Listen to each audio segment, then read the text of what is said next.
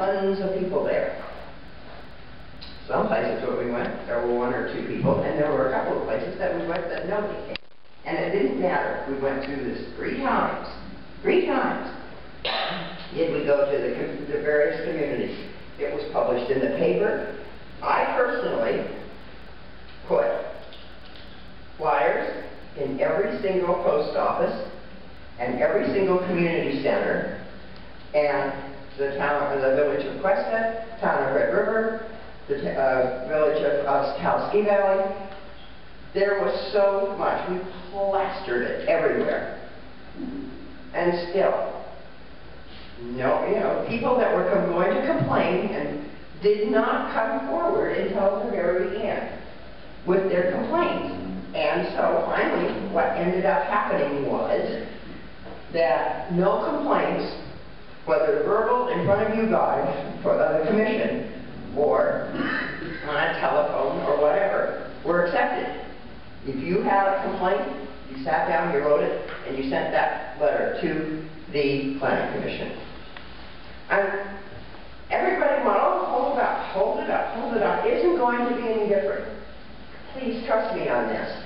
It isn't going to be any different if you do not publish this until December. It will just mean that another nearly 6 months is going to go by without having a good plan to protect your water and your land here. It's not my land, mine, it's everybody's. And if you don't want to have the agricultural things in your zoning, then your neighborhood should say, no, we don't want it. But keep in mind that, like the town, who is very busily covering up every single solitary square inch of open property, they are eventually going to be able to not get any kind of recharge, with the exception of rain and snow, directly on it to recharge the town of Taos. I told them this, they don't want to listen. Some listen, some don't.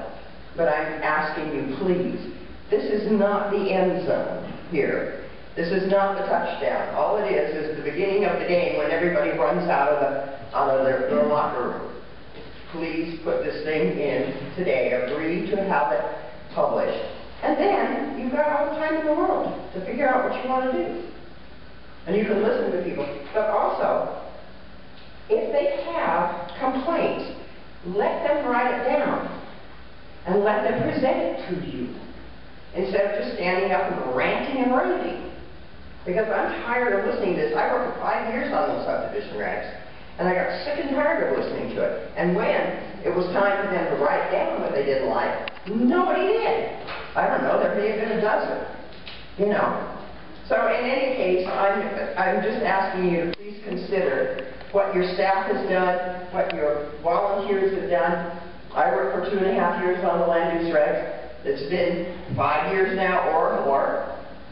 And don't you think enough is enough? And it's time that you guys start protecting this land and water that you're supposed to be overseeing. Thank you. The gentleman up there. Thank you, Commissioner. My name is David Flotis. I'm from Rose Cycle. And I appreciate the comments that have been made this morning. And I especially appreciate your concerns to hear out what people's views are on this subject. If I can just take a moment to tell you a little bit about my father, Luis Torres. I remember him going out to some land that he had and getting firewood and selling firewood for $25 a load to buy the land that he has. $25 at a time to own the land that he has that he passed down to me. Now, contrary to what Ms. Denver says, it's not all our land. My dad bought that land. It was his land.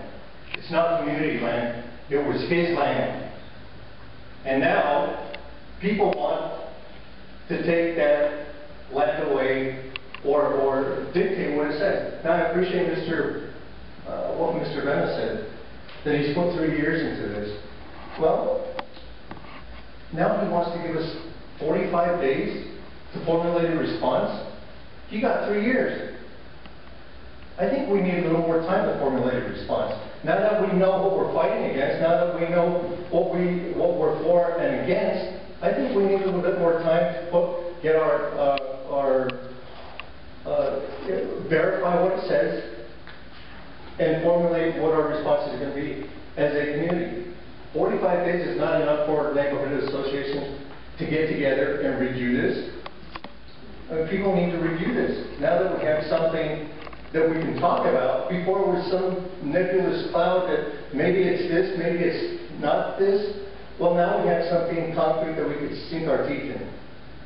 And I think that you're being very sensitive to the constituents to give us more time, at least 5 months till December. So I appreciate your consideration, and I understand that some people have been doing this for a long time, and maybe they're sick and tired of hearing from people. Maybe they should just walk away from it if they're frustrated with the process. But I think people are ready to discuss what we have here. And I don't think and we understand, we're not confused. We don't appreciate being patronized by saying that we don't understand that it's only a proposed obligation. We have something concrete now that we can look at. And we will get ready. Thank you.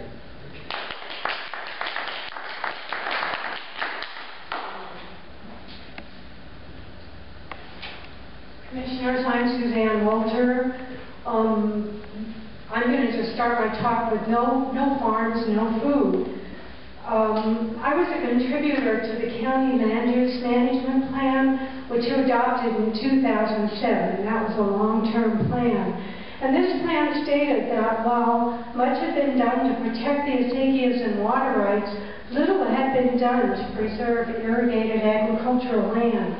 Hundreds of citizens attended the hearings before this land management plan was adopted.